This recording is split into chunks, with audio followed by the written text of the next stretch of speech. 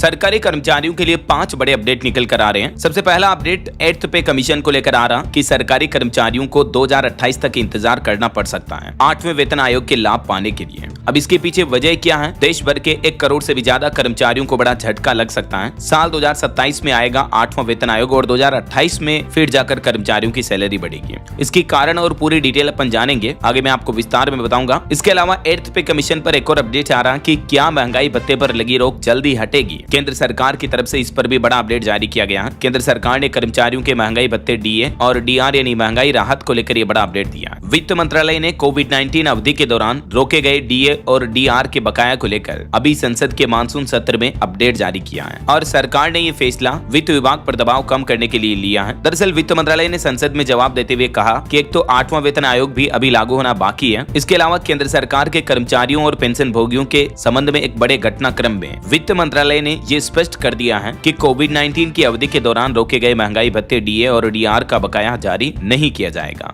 ये exactly statement आप देख सकते हैं कि संसद में वित्त मंत्रालय द्वारा इस बाबत क्या जानकारी दी गई। ठीक है, और इसके अलावा स्टेट गवर्नमेंट के कर्मचारियों पर भी अपडेट आ रहा कि राजस्थान के कर्मचारियों का 50,000 करोड़ भी नहीं लौटाएगा केंद्र। केंद्र सरकार ने कहा कि एनपीएस फंड का जमा पैसा वापस नहीं मिलेगा और केंद्रीय कर्मचारियों को ओपीएस भी नहीं मिलेगी। तो राजस्थान में ओल्ड पेंशन स्कीम लागू होने के बाद भी कर्मचारियों के एनपीएस यानी नेशनल पेंशन सिस्टम फंड का पैसा राज्य सरकार को वापस नहीं मिलेगा। इसको लेकर केंद्र सरकार ने स्पष्टीकरण जारी कर दिया और ये भी कहा कि एनपीएस का पैसा राज्यों को देने का कोई कानूनी प्रावधान नहीं है। पेंशन निधि विनियामक और विकास प्राधिकरण यानी पीएफआरडीए के पास फिलहाल राजस्थान के कर्मचारियों के एनपीएस में 50,884 करोड़ रुपए जमा है, जो कि देश में ओपीएस लागू करने वाले 5 राज्यों में सबसे ज्यादा है। अभी ये भारत के वो 5 स्टेट आप देख सकते हैं जिन राज्य सरकारों ने अपने अपने लेवल पर ओपीएस लागू करने के फैसले लिए हैं और पीएफआरडीए का सबसे ज्यादा पैसा भी राजस्थान राज्य का ही है। देख सकते हैं आप ये मानचित्र में डेटा भी। अभी राजस्थान में 5.25 लाख कर्मचारियों को ओपीएस का लाभ मिला हुआ है। 1 अप्रैल 2022 से राजस्थान में ओपीएस लागू है। तो इसको लेकर भी केंद्र सरकार ने कहा कि ये जो 50,000 करोड़ रुपए हैं ये केंद्र नहीं लौटाएगा। ठीक है,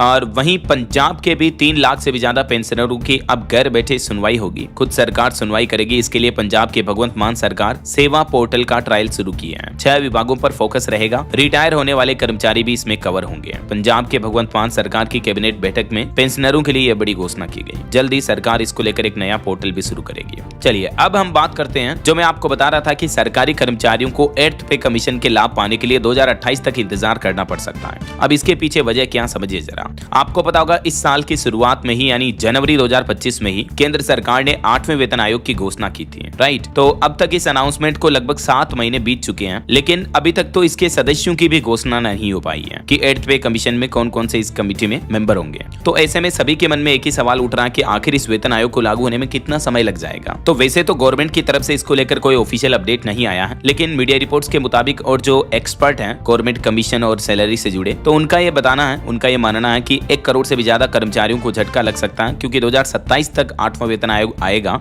और 2028 में इसके प्रस्ताव लागू होंगे। अब ये देरी क्यों होगी, तो इसको आप पिछले वेतन आयोग के उदाहरण से समझ सकते हो। जब 7th पे कमीशन लागू करने की घोषणा की थी, तो घोषणा से लेकर इसकी सिफारिशें लागू होने तक करीब 2 साल 9 महीने लगे थे, यानी लगभग मोटा मोटी आप मान सकते हो कि 3 साल का वक्त लगा था। राइट, तो इसी आधार पर 8th पे कमीशन यानी 8वें वेतन आयोग की सिफारिशें इतनी जल्दी लागू होना काफी मुश्किल माना जा रहा है, क्योंकि अभी तो इसके अनाउंसमेंट को ही 7 महीने हुए हैं और अभी तक तो कमेटी मेंबर्स का भी ऐलान नहीं हुआ है। तो अब तक इस घोषणा के बाद इसमें क्या क्या प्रोसेस हो चुकी हैं। जनवरी 2025 में सरकार ने ये 8वें वेतन आयोग के गठन का ऐलान किया था। 6-7 महीने बीत चुके हैं। अभी तक इसमें टर्म्स ऑफ रेफरेंस TOR यानी कामकाज की रूपरेखा या आयोग के चेयरपर्सन और सदस्यों की भी आधिकारिक घोषणा नहीं हुई है। तो इस कारण से मार्केट एक्सपर्ट का ये मानना कि समय सीमा और आगे खिसक रही है। हालांकि इस बाबत सरकार की ओर से क्या कहा गया है, तो वित्त मंत्रालय में राज्य मंत्री पंकज चौधरी ने राज्यसभा में एक लिखित जवाब में कहा कि सरकार को विभिन्न पक्षों से सुझाव मिले हैं और जल्द ही आधिकारिक नोटिफिकेशन जारी किया जाएगा। उन्होंने ये भी कहा कि आयोग तय समय सीमा में ही अपनी सिफारिशें देगा, जो TOR जारी होने के बाद तय होगी। तो ऐसे में रिपोर्ट्स का यह कहना कि अगर सरकार अभी आयोग का गठन पूरा कर भी देती है, तो भी नई सिफारिशें 2028 की शुरुआत में ही लागू हो पाएगी। हालांकि ये भी जरूरी नहीं कि 8वें वेतन आयोग की टाइमलाइन बिल्कुल 7वें जैसी ही रहे, लेकिन जस्ट ये मीडिया रिपोर्ट्स का एस्टिमेट है। तो मोटा मोटी चांसेस यही रहेंगे, मतलब कि 2028 तक ही कर्मचारियों को ये लाभ मिल पाएंगे। बाकी इसको लेकर जो भी आगे ऑफिशियल अनाउंसमेंट आएंगे मैं आपको बताता रहूंगा इसी चैनल DLS न्यूज के माध्यम से। तो बिल्कुल जुड़े रहेगा आप मेरे साथ, चैनल को सब्सक्राइब करके बेल आइकन जरूर दबा देना और इस वीडियो को लाइक और शेयर भी जरूर कर देना, ताकि आपको रोजाना की ताजा खबरें, महत्वपूर्ण मुख्य समाचार, काम के न्यूज अपडेट सबसे पहले आपके मोबाइल पर मिलते रहेंगे। ओके, ख्याल रखिएगा अपने आपका, अपने परिवार का। मिलेंगे अगले नेक्स्ट अपडेट में, तब तक के लिए जय हिंद, जय भारत, वंदे मातरम।